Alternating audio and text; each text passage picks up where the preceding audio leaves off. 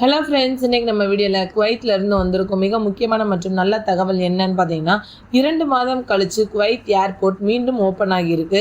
Direct flight update வந்திருக்கு. புதிய rules கொண்டு வந்திருக்காங்க. எவ்வளோ ஃப்ளைட்ஸ் ஓடுது, இந்தியா செல்லும் பயணிகளுக்கு பெரிய ரிலீஃபாக இருக்க போகுது. இந்த எல்லா விஷயங்களையும் நம்ம முழு விவரத்தோட பார்க்க போகிறோம். வீடியோவை ஸ்டார்டிங்லேருந்து எண்டிங் வரைக்கும் ஸ்கிப் பண்ணாமல் பாருங்கள். ஃப்ரெண்ட்ஸ், குவைத் சர்வதேச விமான நிலையம் 2 மாதங்களுக்கு பிறகு மீண்டும் தனது சேவையை ஆரம்பிச்சிருக்காங்க. ஏப்ரல் 26 முதல் ஃப்ளைட் அஃபிஷியல் ஆரம்பமாகுது. இது ஒரு பெரிய ரிலீஃபான தகவல் தான். குறிப்பாக இந்தியர்கள், வெளிநாட்டு தொழிலாளர்கள், கல்ஃப் பயணிகள் எல்லாருக்குமே ரொம்ப யூஸ்ஃபுல்லா இருக்கும். இந்த ரீஓபனிங் DGCA, அதாவது director general of civil aviation plan படி நடத்தப்பட்டிருக்கு. இப்போ முக்கியமான விஷயம் என்னன்னு பாத்தீங்கன்னா, ஏர்போர்ட் ஃபுல் கெப்பாசிட்டியில இன்னும் ஓடல. தற்போது 10% கெப்பாசிட்டி மட்டுமே ஆப்ரேட் ஆகுது. முன்னாடி பாத்தீங்கன்னா நாள் ஒன்றுக்கு 400 பிளைட்ஸ் ஆப்ரேட் ஆகும். ஆனா இப்போ நாள் ஒன்றுக்கு 40 பிளைட்ஸ் மட்டும் தான் ஆப்ரேட் ஆகிட்டு இருக்கு.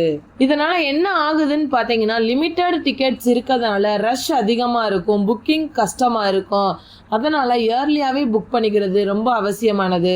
இப்போ எந்தெந்த இடங்களுக்கு பிளைட்ஸ் ஆப்ரேட் ஆகுதுன்றத பார்க்கலாம். கெய்ரோ, பேரூத், அம்மான், மணிலா இந்த ரூட்ல ஸ்டார்ட் பண்ணிருக்காங்க. மேலும் 2 முக்கிய ஏர்லைன்ஸ் பாத்தீங்கன்னா குவைத் ஏர்வேஸ் மற்றும் ஜசீரா ஏர்வேஸ். இந்த 2 ஏர்லைன்ஸ் தான் மெயின் சர்வீசஸ் ரன் பண்றாங்க.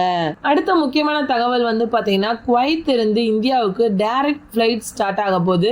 இதனால என்ன பெனிஃபிட்னு பாத்தீங்கன்னா, சவுதி வழியாக யாரும் போக தேவையில்லை.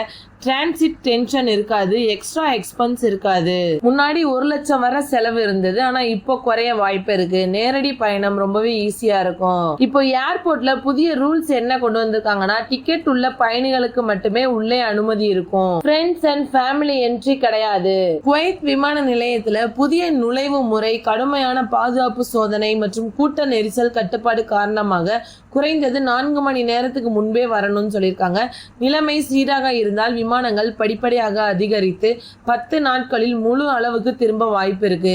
ஃப்ரெண்ட்ஸ், விதிகளை பின்பற்றி பாதுகாப்பாக பயணம் செய்யுங்க. ஃப்ரெண்ட்ஸ், நீங்க நம்ம வீடியோல பார்த்த முக்கியமான தகவல்கள் என்னென்னு பாத்தீங்கன்னா, குவைத் ஏர்போர்ட் ஓபன் ஆனது பெரிய ரிலீஃபா இருக்கும். டைரக்ட் இந்தியா பிளைட்ஸ் ஸ்டார்ட் பண்ணிருக்கிறது ரொம்ப பெரிய நல்ல தகவல் தான். ரூல்ஸை ஃபாலோ பண்ணுங்க.